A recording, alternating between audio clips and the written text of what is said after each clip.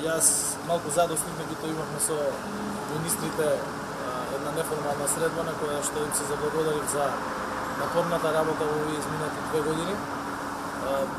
Сите тие може да бидат горди, исто како што сум ја горд на се она што направивме за државата, за граѓаните во изминатите 2 години во време на една тешка економска и енергетска криза, 2 години на војна на европскиот континент. Не дозволивме економската криза да превлада во општеството, обезбедивме се што е потребно за најранливите категории на граѓани, обезбедивме енергија, обезбедивме меѓународно етаблирање на Северна Македонија како фактор на стабилност на Балканот, што се потврди пред 3 дена во Скопје. Денеска, како што кажав, ќе го направам тоа што е според закон предвидено. Мојата оставка е потпишана, сега ќе однесам во архивата.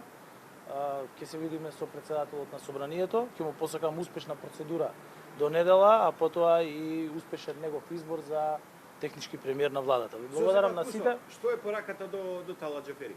Како мислите што е пораката? Како да го води премиерската премиерскиот кабинет?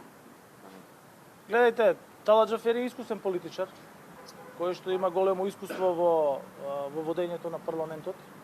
Јас дојдов со друго искуство во водење на корпорации, така да веројатно стилот ќе биде различит, меѓутоа државата секако дека ќе задржи својот стратешки правец, а тоа е западната ориентација, стратешкото партнерство со Соединетите американски држави и техничката влада исто ќе се грижи за граѓаните, бидејќи се уште сме во криза, така како што ние тоа го правевме во изминатите 2 години.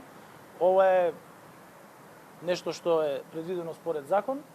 На 9 мај повторно владата ќе ја предводам јас и ова парламентарно мнозинство кое што ќе обезбеди полноправно членство на Република Северна Македонија во Европската унија до 2030 година.